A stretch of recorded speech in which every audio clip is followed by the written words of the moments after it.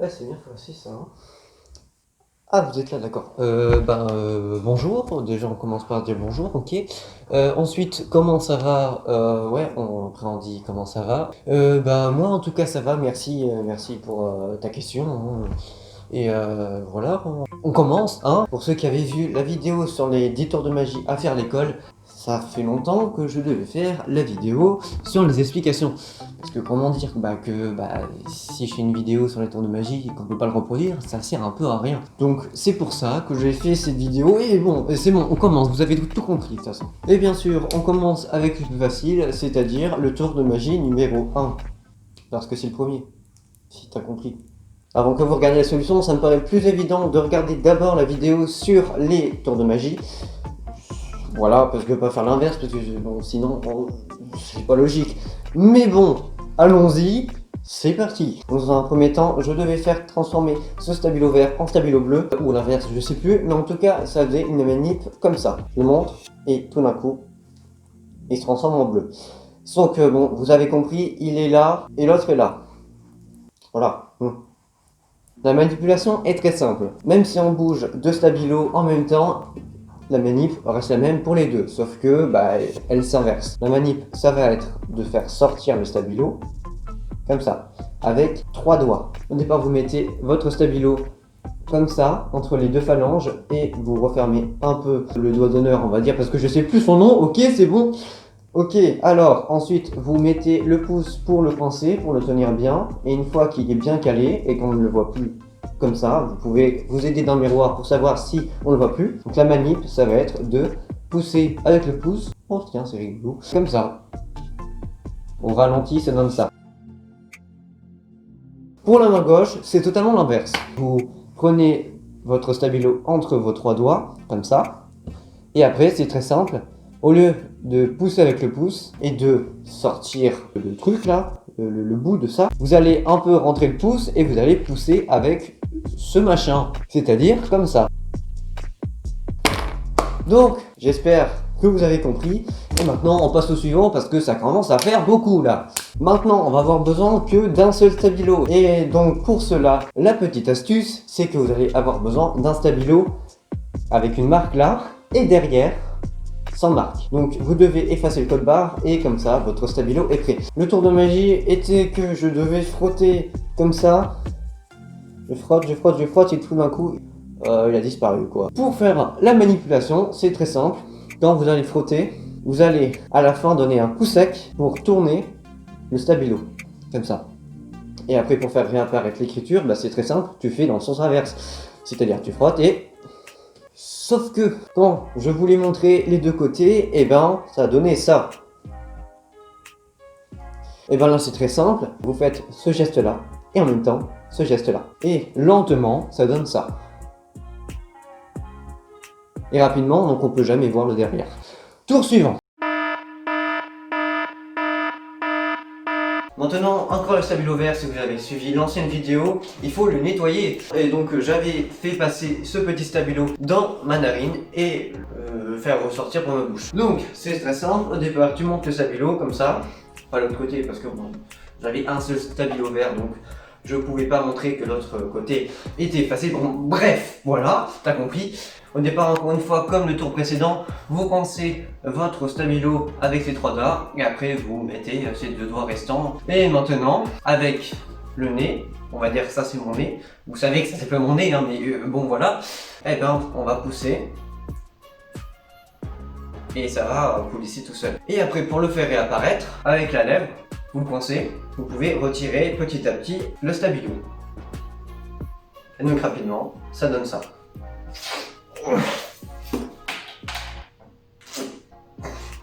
Tour suivant. C'est bon, j'ai rebranché mon micro. Donc le tour suivant, c'était une feuille.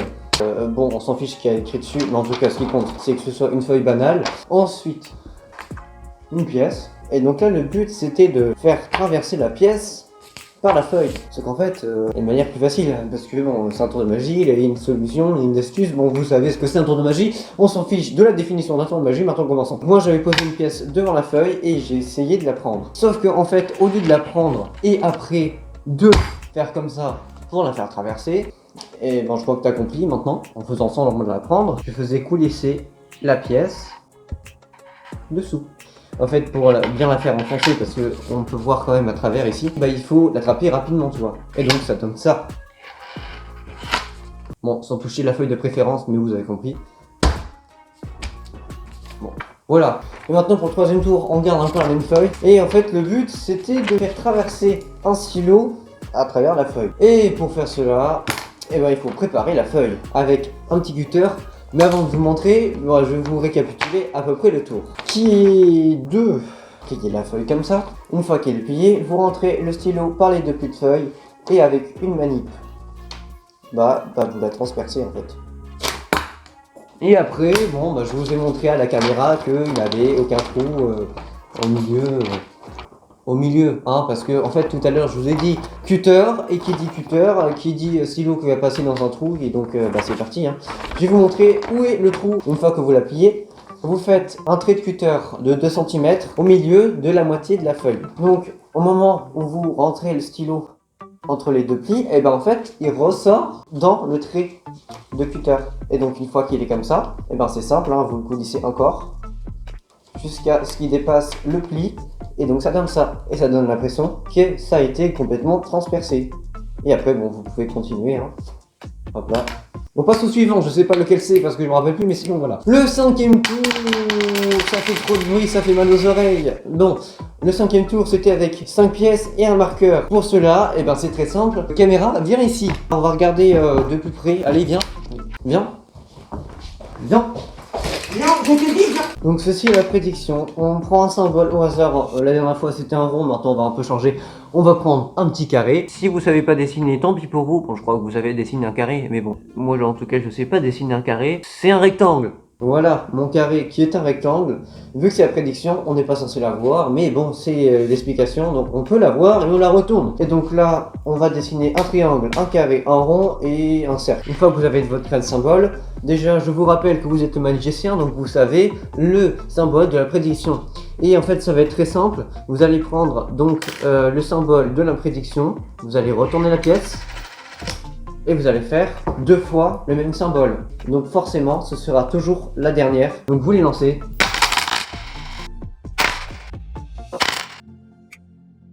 Et maintenant, il ne reste plus que le carré. Et maintenant, vous pouvez dévoiler au spectateur la prédiction, qui est, bien sûr, le carré. Maintenant, on va changer de caméra. Allez, vas-y, caméra, dégage, je m'as saoulé. Mais... Bon, c'est vrai qu'un trépied ne peut pas bouger tout seul, j'ai dû le déplacer, d'après ce que vous avez vu. Donc maintenant, passons au tour suivant. Et donc le tour suivant, c'était le tour de magie avec les boules. En fait, on n'a pas besoin de 5 boules, mais de 6 boules. Voilà.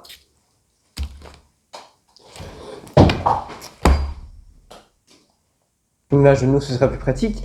Maintenant, la 6e boule, en fait, elle va où? Elle va dans votre main droite ou dans votre main gauche si vous êtes gaucher. Et donc, vous allez faire le geste de la palme. Donc, vous allez ramener votre pouce vers le petit doigt et normalement, elle va se coincer. Alors, vous allez cacher une boule et avec l'autre main, donc qui contient la boule, vous allez cacher une autre boule. Et donc, vous allez dire que vous allez déplacer la boule du milieu à droite. Vous allez dépalmer cette boule et après vous allez empalmer celle du milieu, comme ça. Une fois que vous avez la boule du milieu, calme-toi. Une fois que vous avez la boule du milieu que vous avez empalmée, et vous mettez la main qui contient la boule sur le tas de boules. Pas l'inverse parce que bon, sinon ça marche pas. Donc voilà. Donc maintenant, vous faites pareil avec tous les autres. Et maintenant, une fois que vous avez cette boule-là, moi je m'en étais débarrassé en la mettant dans ma manche comme ça. Voilà, c'est mieux pour se parler. Donc vous avez besoin de grandes manches pour faire passer la 6e boule. Et ça, il faut vraiment de l'entraînement avant d'y arriver parce que moi j'avais fait comme ça, tu vois. Donc c'est pour ça qu'on va passer au tour suivant. Et là, ça devient encore plus compliqué. Logiquement. Pour le tour suivant, vous allez avoir besoin d'une cuillère. Je devais mettre la cuillère comme ça et je devais la tordre avec cette manip-là. Une fois qu'elle était bien tordue, je la remettais droite comme par magie. Et en fait, pour faire ce tour de magie là, pas besoin de tordre la cuillère. En fait, c'est une manip à faire. Et pour faire cette manip, c'est très simple. En fait, la cuillère va pas bouger tout le long de la manip. Le manche de la cuillère va devoir se coincer au début du pouce. Et donc là, vous allez refermer tous les doigts. Et une fois que vous êtes comme ça, vous allez en fait tout simplement basculer vos deux mains vers l'avant. Ça va faire comme ça quand vous allez bouger. Et ça va rester tout le temps coincé. Et donc pas besoin de prendre une cuillère fine, mais c'est pour le prochain tour qu'il vous faudra une cuillère fine. Parce que là, il faudra vraiment la tordre. Alors pour ce tour, ça va vraiment un tour d'illusion. Vous allez devoir plier la cuillère d'une manière très spéciale. Donc vous allez d'abord plier le manche vers l'arrière à ses 2/3. Une fois qu'elle est comme ça, vous allez ramener la soucoupe, donc devant. Donc maintenant, une fois que vous avez plié la cuillère, il y a une petite manip très simple à faire.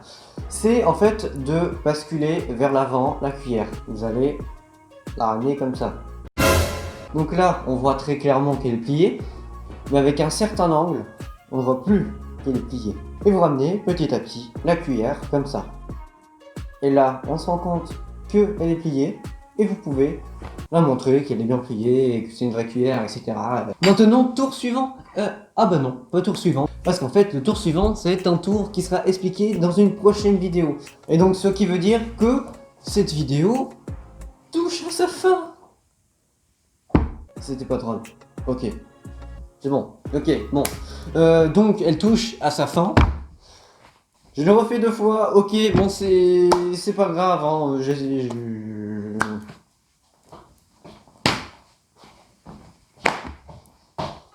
Donc, j'espère que vous avez compris tous les tours de magie. Pourquoi j'articule. Donc vous pouvez toujours mettre des commentaires si jamais vous voulez dire un truc, je sais pas moi, est-ce que tu aimes les carottes? Oui, j'aime les carottes, ok, tout le monde s'en tape. Voilà, ça fait quand même 1 minute que j'avais dit que la vidéo était finie. Bon, ça veut dire que, bon, je vais finir par la fin, parce que la vidéo touche vraiment à sa fin. Bon, je vous dis... à la prochaine, si vous avez vu les vidéos que je disais ça. Bon, à la prochaine. Salut.